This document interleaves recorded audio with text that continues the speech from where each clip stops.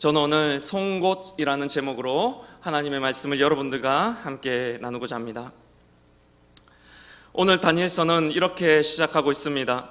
유다왕 여호야김이 다스린 지 3년이 되는 해에 바벨론 왕 느부갓네살이 예루살렘에 이르러 성을 에워쌌더니, 때는 주전 605년 유다왕 여호야김이 다스린 지 3년이 되던 해였습니다. 당시 세계를 제패하던 바벨론이 유다를 침략하여 예루살렘을 포위하고 포로로 잡아가기 시작한 때였습니다. 즉 유다의 패망이 시작되던 해였습니다. 여기 나오는 유다왕 여호야김은 유다에서 선발한 왕도 아니었습니다.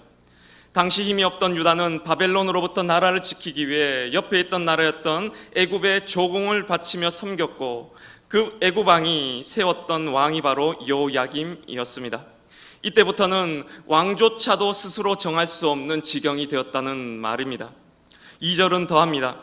주께서 유다왕 여호야김과 하나님의 전끝 얼마를 그의 손에 넘기심에 그가 그것을 가지고 신할 땅 자기 신들의 신전에 가져다가 그 신들의 보물 창고에 두었더라.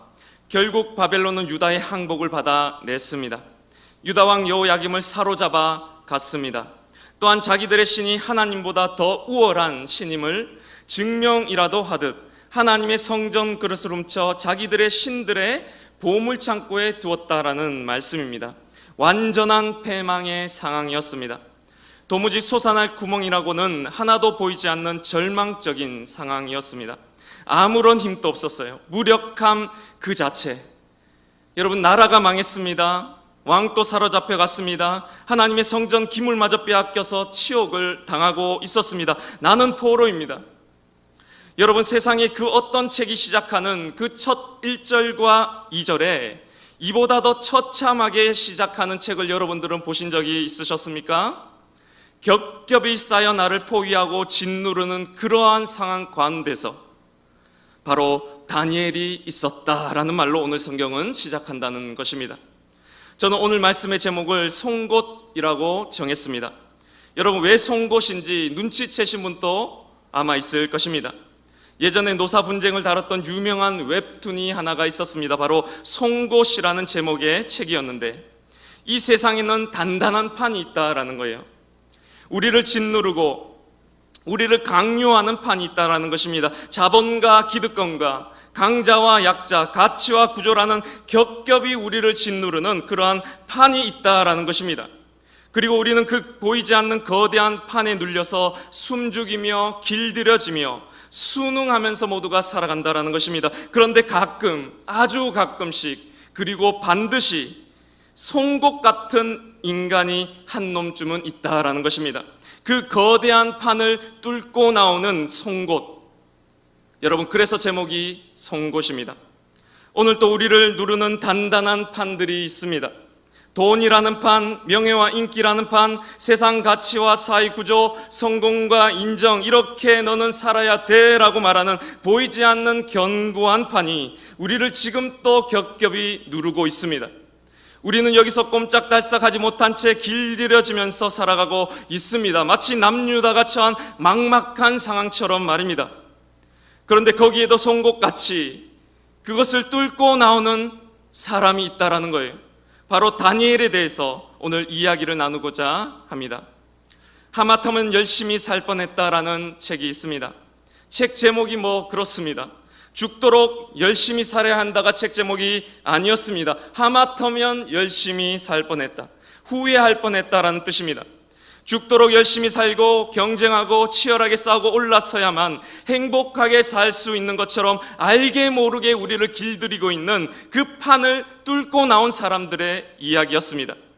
이 책의 저자 하와는 글의 서문에서 이렇게 자신을 밝히고 있습니다. 한 푼이라도 더 벌어보겠다고 회사에 다니며 투잡을 뛰었다. 열심히 사는데 내 삶은 왜 이 모양인가? 억울한 이 마음이 극에 달했던 그날, 대책도 없이 회사를 그만두고 프리랜서가 되었다라고 말합니다. 문득 궁금해졌다. 나는 어디로 이렇게 열심히 가고 있는 걸까? 아무리 생각해도 내가 어디를 향해 달려가는지 알 수 없었다. 그래서 멈춰섰다. 그게 전부다. 그러니까 딱히 품은 뜻이 있거나 대책이 있어서 잘 다니던 회사를 그만둔 것은 아니라는 얘기다. 이건 내 인생을 건 실험이다 라고 책의 서문에 밝혔습니다. 저는 이거를 보면서 박명수 명언 여러분 아시지 않습니까? 늦었다고 생각할 때가 정말 늦었을 때다. 티끌은 모아도 티끌이다. 여러분 이거 아시죠? 저는 이 책을 보면서 당연한 것은 없었구나. 어쩌면 우리도 알게 모르게 어떤 단단한 판 아래에 살아왔었구나라는 말이 실감이 났습니다. 당연히 열심히 살아야 되고 당연히 치열하게 살아야 되고 이렇게 대학 나와 취업해서 은퇴하고 노후 준비하는, 아니 한 번뿐인 인생 다 똑같이 그렇게 살 필요는 없잖아요. 그럼에도 불구하고 현실이라고 이름하는 그 판이 우리를 조금이라도 다르게 살지 못하도록, 다른 생각조차 한번 하지 못하도록 우리를 짓누르고 있었다라는 뜻입니다. 똑같이 살아라고 무언의 압력을 우리에게 지금 또 넣고 있다는 말입니다. 그리고 그 현실은 굉장히 무섭습니다. 낭만적이지가 않습니다. 조금만 여러분들 한번 다르게 살려고 한번 결심 한번 해보세요. 죽일 듯이 나를 달려드는 것이 바로 현실이기 때문입니다. 그런데도 불구하고 여기서 한 명쯤은 그 단단한 판을 뚫고 나온 송곳 같은 사람들이 반드시 있다라는 것입니다. 그런 이야기에 잠시나마 제 마음까지 시원해지는 것만 같았습니다. 저는 지금 여러분들에게 우리 다 같이 회사 그만둡시다, 우리 열심히 살지 맙시다라는 이야기를 하려는 것이 아닙니다. 신앙이 현실을 떠나면 그것은 뜬구름 잡는 소리가 됩니다.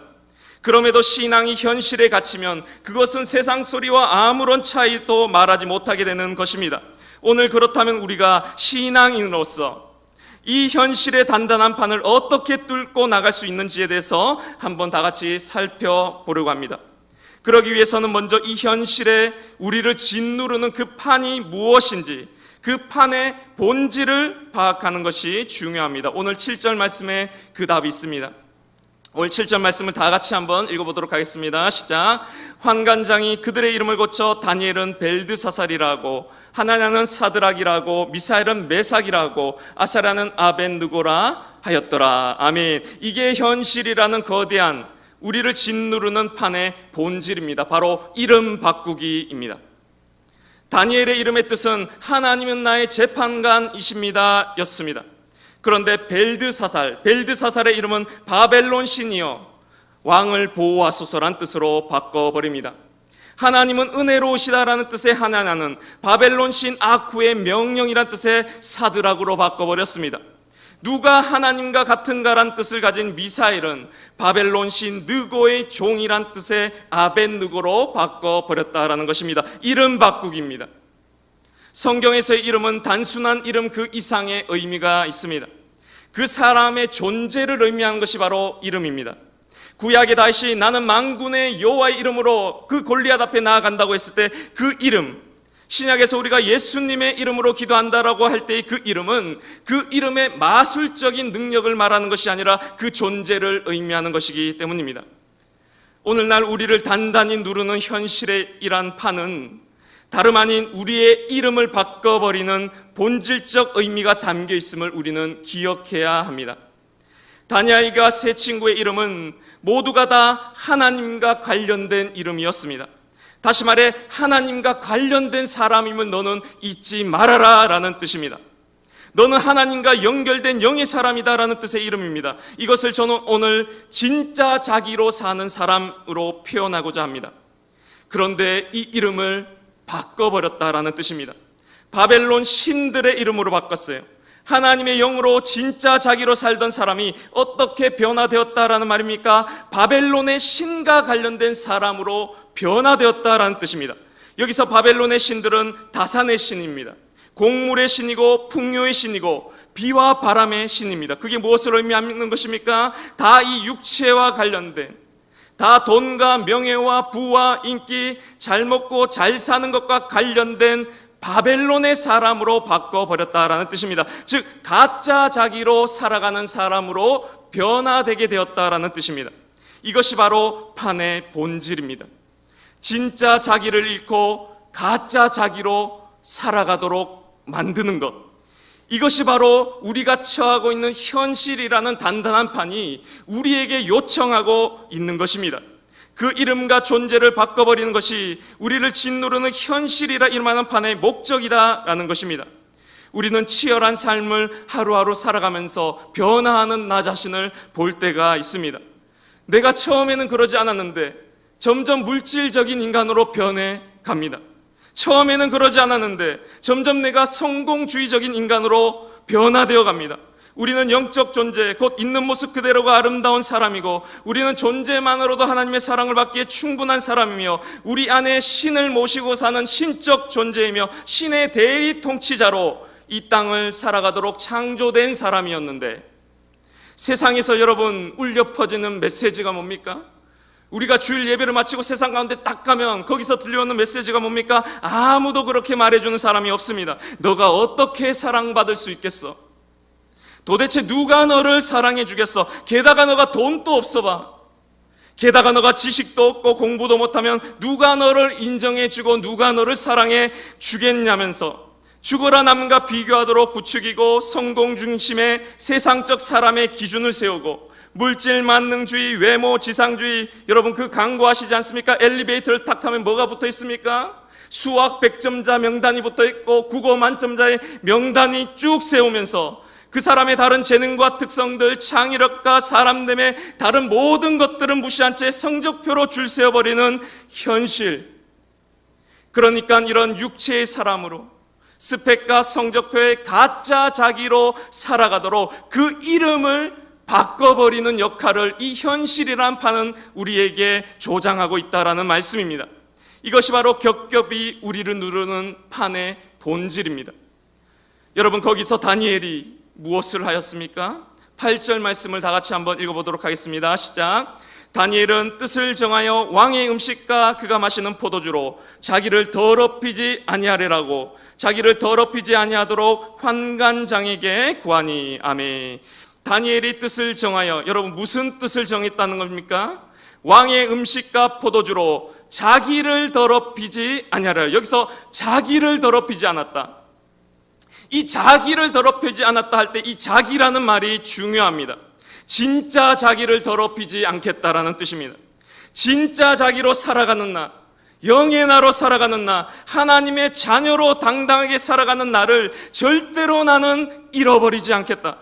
육의 사람으로 내가 이 세상 살아가지 않겠다. 껍데기를 포장하는데 일평생을 열이라는 가짜 자기의 삶을 살아가지 않겠다라고 다니엘은 뜻을 정했다라는 말씀입니다. 여러분, 그러니까 오늘 이 다니엘이 뜻을 정했다라는 말은 교회 열심히 다니기로 뜻을 정했다는 말이 아닙니다. 세상적인 내 직업, 내 일보다 교회 봉사 더 열심히 하겠다고 뜻을 정한 것이 아닙니다. 단순히 회사 우리 다 때려치우자, 열심히 살지 않겠다라고 결심했다는 뜻도 아닙니다. 바로 진짜 자기로 이 세상을 살아가겠다는 결심입니다. 껍데기의 포장지로 절대로 내가 살지 않겠다. 가짜 자기로 살지 않고 진짜 자기의 삶을 한번 살아보겠다라는 결단이라는 말입니다. 진짜 자기로 회사를 다니고 진짜 자기로서 공부를 하겠다는 거예요. 진짜 자기로서 대학을 다니고 진짜 자기로 직장을 다니며 진짜 자기로 내가 처한 현실을 영위해 나가는 삶을 살아보겠다라는 뜻이라는 말씀입니다. 우리는 이거 하러 교회에 와 있는 것입니다. 진짜 자기를 찾으러 교회에 왔습니다. 저는 교회만 오면 알겠어요. 저는 기도만 하면 알겠습니다. 진짜 내가 뭘 원하고 있는지를 저는 교회만 오면, 기도만 하면 알겠습니다. 내 육체의 소리는 저것도 원해, 저 자리도 원해, 저 인기도 원한다고 소리를 칩니다.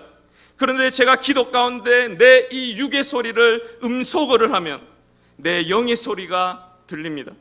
내가 진짜로 원하는 것이 그것이 아니었구나, 이것이었구나라가 들린다라는 것입니다. 그런 사람이 이 세상을 살아가고, 그런 영의 사람이 이 학교를 다니고, 그런 영의 사람이 회사를 다니고, 그런 사람이 직장 생활을 하면 도대체 어떤 변화가 일어나겠냐라는 것입니다. 발칙한 생각들이 일어날 수밖에 없다라는 뜻입니다. 바로 금요 미식계처럼, 아이스크림 냉장고를 기부했던 그런 것처럼 이런 발칙한 생각들이 그 속에서 피어나게 된다라는 뜻입니다.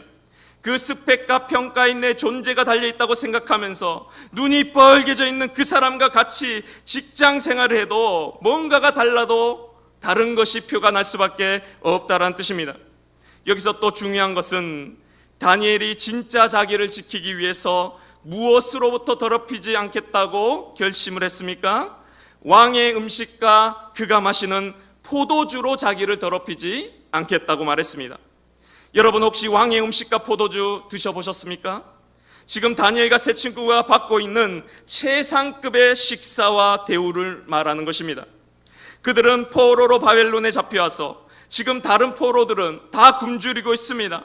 다 고된 노역을 하고 있습니다. 밥도 굶고 노이처럼 살아가고 있는데 다니엘과 세 친구는 지금 특별히 선발되어 산의 진미와 특별식인 왕의 음식과 포도주를 먹고 있었다라는 뜻입니다. 꿈만 같은 대우와 환경적인 조건을 누리고 있었던 것입니다. 그런데 바로 이것이 진짜 자기를 더럽히고 있었다라고 말합니다.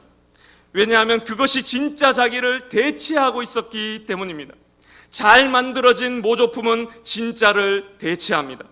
여러분, 우리가 자극적인 행복, 말초신경을 자극하는 행복을 누릴 때 우리는 이 행복이 진짜 행복인 것으로 착각합니다. 그리고 그것을 쫓아가게 됩니다. 아시지 않습니까? 계속 그것을 누리고 싶어요. 계속 그 짓만 하고 싶어집니다. 평생을 그 자극적인 기쁨을 향해서 내달리게 하는데 내가 그것을 뜻을 정해 거부하겠다라는 결심을 했다라는 말입니다. 지금의 안락함을 조금 포기하더라도 나는 용기 있는 도전을 해보겠다라는 말이에요. 송곳에 보면 명대사 중에 앉은 위치가 달라지면 풍경이 달라진다라는 말이 있습니다. 높이만 앉아있던 사람은 낮은 사람의 마음을 모르죠. 제가 교회 밖에 나가 대리기사를 하고 노가다를 하면서 제가 그때 비로소 교회를 알았습니다. 교회로 나가니까 교회가 보이더라고요. 불신자의 언어로 내 신앙을 설명하지 못하면 그것은 다 가짜구나라는 것을 그때 배웠습니다. 지금 다니엘은 진짜 기쁨을 찾겠다. 가짜 자기가 누리는 그 기쁨 말고 진짜 자기를 찾는 그 여정을 시작하기로 뜻을 정한 것입니다. 저는 진짜 자기를 예수님을 통해 찾았습니다. 그리고 그 진짜 자기의 기쁨을 한번 맛보고 나니까 이제 토마스 머튼의 글이 제 마음속에 진심으로 이해가 되었습니다. 이런 글입니다. 이 문이 당신의 일생 동안 단 한 번 열릴 필요가 있다. 그러면 당신은 홈베이스가 어디인지를 영원히 알 것이다. 그 이후에는 당신이 그 홈베이스보다 부족한 것에는 만족하지 못할 것이다. 당신은 1루, 2루, 3루를 거쳐 홈베이스에 도달했지만 다시 되돌아가려고 할 생각은 하지 않을 것이다. 최고의 득점의 기쁨인 홈베이스를 한 번이라도 밟아본 사람은, 곧 다시 말해 진짜 자기를 찾은 사람이 1루나 2루를 밟은 기쁨으로 되돌아갈 수가 있겠냐라는 말입니다. 그래서 사도 바울도 이렇게 고백하지 않습니까? 자기도 육체로 말할 것 같으면 자랑할 것이 천지라고 말합니다. 나는 8일 만에 할례를 받았고 베냐민 지파의 히브리인의 바리새인이다. 그런데 뭐라고 말합니까? 이어서 빌립보서 3장 7절 이하에 그러나 무엇이든지 내게 유익하던 것을 내가 그리스도를 위하여 다 해로 여길 뿐더러 또한 모든 것을 해로 여기면 내 주 그리스도 예수를 아는 지식이 가장 고상하기 때문이라. 진짜 자기를 찾은 기쁨을 누려보고 나니까 가짜 자기로부터 얻어지는 그 명예와 인기로부터 오는 그 기쁨이 배설물처럼 여겨졌다고 고백하는 말입니다. 여러분, 세상의 소리에 속지 마시길 바랍니다. 기죽지 마시기를 바랍니다. 여러분은 세상 사람들이 말하는 그런 사람들이 아닙니다. 비난에도 속지 마시되 여러분 칭찬에도 속지 마시기 바랍니다. 세상이 말하는 평가와 기준과 돈과 명예와 물질이 여러분들을 증명해 주는 것이 아닙니다. 그것은 여러분이 아니에요. 여러분의 출신은 내가 아닙니다. 나의 학벌은 내가 아닙니다. 나의 신분도 내가 아닙니다. 내가 가진 것은 내가 아닙니다. 나는 바로 I am입니다. I am 뒤의 것으로 살아가지 말고 I am 그 내 존재의 본질인 성령으로 살아가시기를 바랍니다. 내 안에 하나님의 영이 거하는 사람, 내 존재의 바탕 근원에는 하나님의 숨결이 있는 사람, 그 누구도 흔들 수 없고 그 누구도 빼앗을 수 없는 평안과 기쁨과 사랑과 정의가 샘솟는 그 근원을 품고 있는 사람, 바로 성령의 사람, 하나님의 자녀라는 것입니다. 풀먹는 호랑이에 대한 소설이 있습니다. 한 사육사가 호랑이를 잡았습니다. 며칠 먹이를 주지 않았습니다. 사자가 야생에 그 포악한 성질로 철장을 깨부술듯이 포효합니다. 사육사가 전혀 미동도 하지 않고 말합니다. 너는 조금만 있으면 당나귀처럼 희인거리게 될 거야. 그리고 며칠이 더 지났습니다. 사자가 배가 고프기 시작했습니다. 사육사는 고기를 주는 것이 아니라 볏짚을 흔들면서 당나귀처럼 희인거려보라고 말합니다. 그러면 이 볏짚을 주겠다라고 말합니다. 화가 난 호랑이는 어디 나의 야생성을 너가 모르고 하면서 포효합니다. 그러자 사육사는 들어가 버립니다. 그리고 또 며칠이 흘러 사육사가 볏짚을 흔들면서 희인거려봐 라고 말하자 사자는 당나귀처럼 희인거렸고, 사육사는 그제서야 볏짚을 던져 주었습니다. 야생의 왕, 정글의 왕 호랑이는 그의 야생성을 잃고 풀을 먹기 시작했습니다. 여러분, 우리의 모습이 이와 같지는 않습니까? 한 번, 두 번 세상 가운데서 좌절을 맛보다 보니까, 한 번, 두 번 타협하기 시작하다 보니까 이내 길들여져 버렸습니다. 길들여진 호랑이처럼 우리도 처음엔 야생의 호랑이였습니다. 길들여지지 않는 야생성을 가진 곧 성령으로 살아가던 영의 사람이었습니다. 그런데 세상 풍파, 가치관, 사람들의 평가 모두가 다 그렇게 사는데요. 그 판이 한 겹 두 겹 누르다 보니 풀먹는 호랑이가 되어버린 것입니다. 내가 호랑이인 줄도 모르고, 내가 하나님의 자녀인 줄도 모르고, 세상 권력 앞에 굽신대면서 쫄아가지고 가짜 자기로 살면 여러분 그렇게 살 수밖에 없는 것입니다.